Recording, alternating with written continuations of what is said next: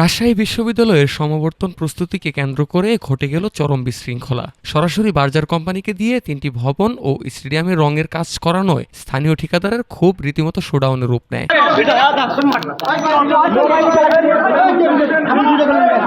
সকালে তারা ক্যাম্পাসে ঢুকে জোর করে রঙের কাজ বন্ধ করে দেয়। এরপর প্রক্টর অধ্যাপক ডক্টর মাহবুবুর রহমানের সঙ্গে আলোচনার সময় কয়েকজন ঠিকাদার অসৌজন্যমূলক আচরণ করেন। আসলে বিশ্ববিদ্যালয়ের সমাবর্তন উপলক্ষে 4টা বিল্ডিং এ রঙের কাজ দেয়া নিয়ে হচ্ছে আজকের ঘটনা। সেই দৃশ্য ধারণ করছিলেন চ্যানেল 24 ও দৈনিক সোনার দেশের বিশ্ববিদ্যালয় প্রতিনিধি সোহাগ আলী। পরবর্তী মুহূর্তেই কয়েকজন ঠিকাদার তার উপর চড়াও হয়, মোবাইল ছিনিয়ে নেয়, শারীরিকভাবে হেনস্থা করার চেষ্টা করে। বিশ্ববিদ্যালয়ের প্রশাসনিক ভবনের ভিতর একজন সাংবাদিককে এইভাবে আক্রমণ করায় ক্যাম্পাসে তীব্র প্রতিক্রিয়া সৃষ্টি করেছে। প্রক্টর জানান, পরিস্থিতি অতি উত্তেজনাকর হয়ে উঠেছিল। সাংবাদিককে নিরাপদে বের করে আনার জন্য সহকারী প্রক্টরকে নির্দেশ দিতে হয়েছে।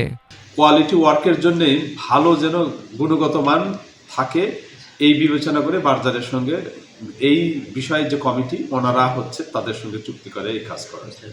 আর এখানে যারা বিশ্ববিদ্যালয়ের ভিতরে যে সমস্ত ঠিকাদার যারা থাকেন ওনাদের দাবি যে না, আমরা যেহেতু সারা বছর কাজ করি আমাদেরকে দিতে হবে, এটা নিয়েই আমার অফিসে তারা আজকে কাজ বন্ধ করে দেয় আমাদের।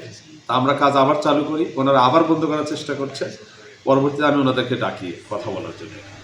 সোহাগ আলীর অভিযোগ, এটা শুধু আমার উপর হামলা নয়, স্বাধীন সাংবাদিকতার উপর সরাসরি আঘাত। ঘটনার পর রাবির 3 সাংবাদিক সংগঠন রাবি প্রেস ক্লাব, রাবি রিপোর্টার্স ইউনিটি এবং রাবি সাংবাদিক সমিতি লিখিত অভিযোগ দিয়েছে এবং সাংবাদিক হেনস্থায় জড়িতদের দ্রুত শাস্তির দাবি তুলেছে। তারা বলছে, ক্যাম্পাসে সাংবাদিককে মারধর এটা কোনোভাবেই মেনে নেওয়া যায় না।